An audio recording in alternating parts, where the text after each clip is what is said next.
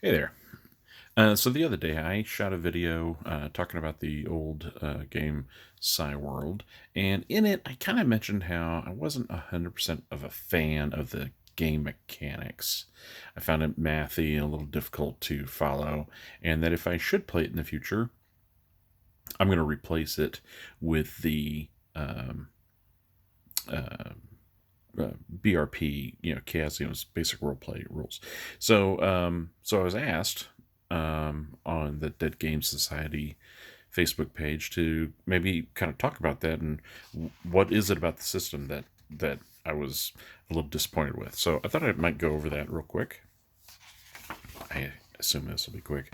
So I put a character together, and so the attributes, as we're familiar with that from many games, and in this game, attributes are one of the easiest things to do.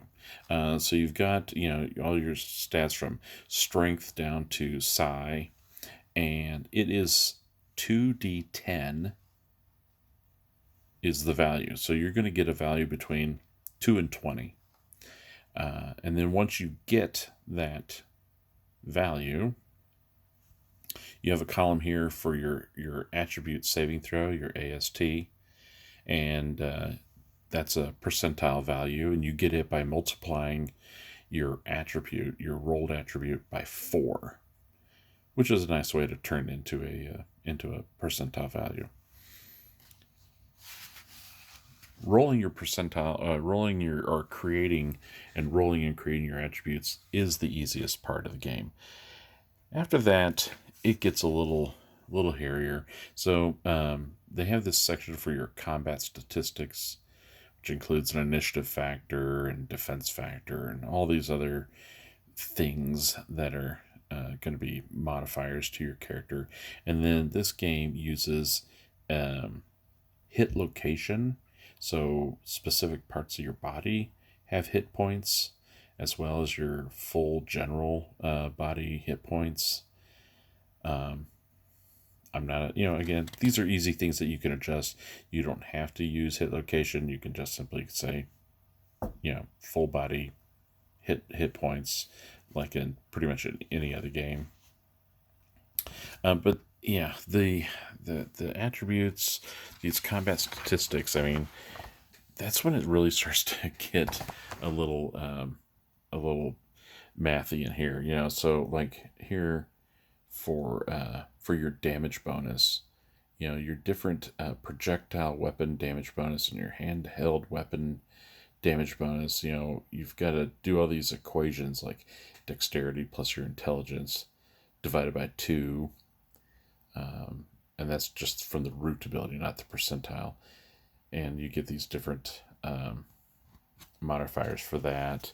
Some of the equations aren't so bad. Some get a little more complex, and it starts to add up. It really just starts to get more and more complex as it goes along, and it can just get to be tedious for sure. Skills are kind of broken down. Skills come in a variety of ways. Skills can be level based, they can be non-level based, and then each skill will have a level of difficulty for learning of that skill. So here we have the general skills table. So acrobatics is a leveled skill, and it's a level of difficulty of 2 to learn it. Similar with acting. But then you have like arts and crafts, which each one you need to specify what your art or craft is. But it's a non-leveled skill with a level of difficulty of 1. And until you really kind of get into it, these level of difficulty ratings and leveled skills versus non-leveled skills, it's not very intuitive. It just simply would be easier if like in basic role play, you have everyone starts with a swim skill of 20%, and then you can, if you do a lot of swimming, you can improve that skill and get better at it. It becomes even more complex with combat. So with combat, take a look at that combat here. Let's get there. This is the psionics, which obviously the psionics are super cool. And for most of the psionics, they can just happen. I'll talk about psionics in a second, but here with this combat, initiative, right? So initiative, earlier you had to figure out what your initiative factor is. So to do initiative, it'll be roll a d6 and then add your initiative factor. I guess that's not too bad. I mean, but why have to have a whole initiative factor? Why couldn't it just be, agility, right? Why couldn't it just be roll a d6 and add your agility? But once you actually know what your initiative is, so these pages here talk about and detail what it's like to try and do a variety of different combats. So you have to, am I doing unarmed combat? So maybe I'm going to try and do some kind of throws or pins. I mean, the game designers in here really got into the types of things that you might want to do. I'm going to do a throw with a choke. I mean, almost like everyone knows jujitsu or something, or different strikes. This is just unarmed punching, right? Strikes are unarmed punching. This could have been so much simpler by saying you have a 25% chance to attack someone barehanded. Or with weapons, have a percentile in that weapon.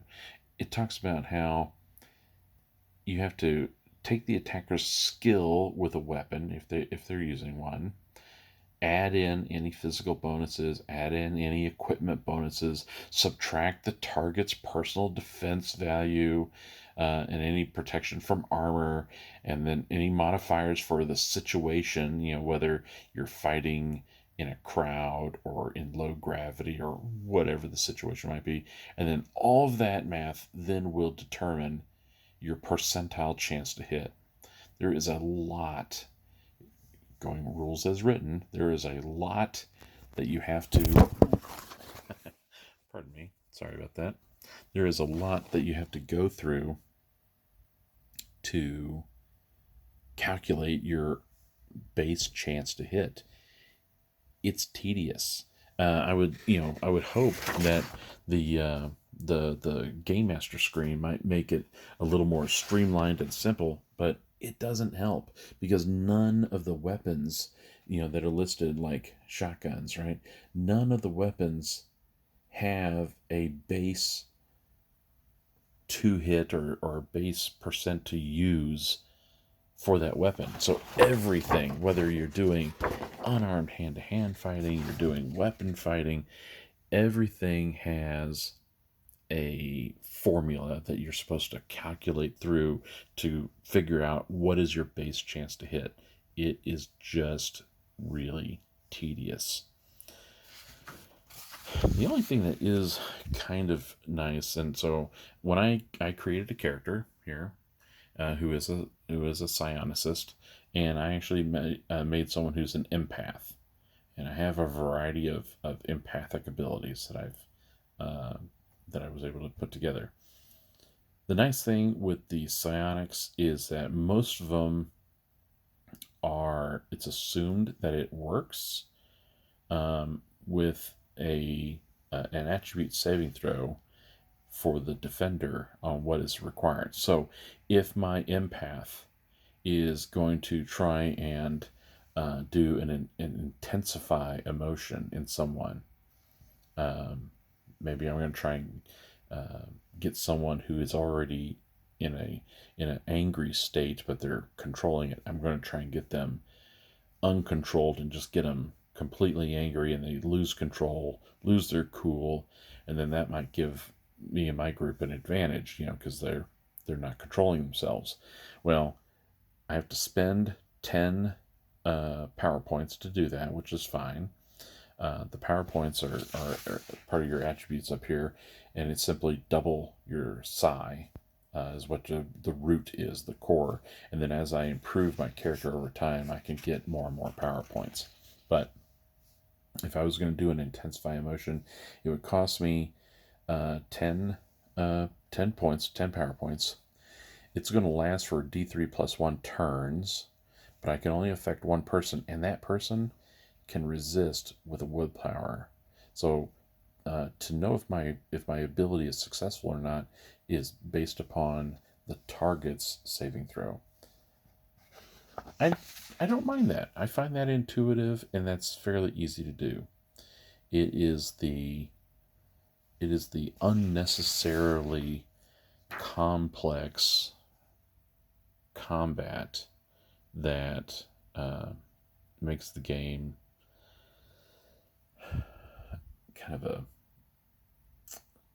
you dread going into combat, because now you've got to figure out all this stuff. Oh my god! I mean, look, here's this is for throws and pins. Okay, for throws and pins, A, determine the attacker's chance to hit, and you have all that stuff to go through.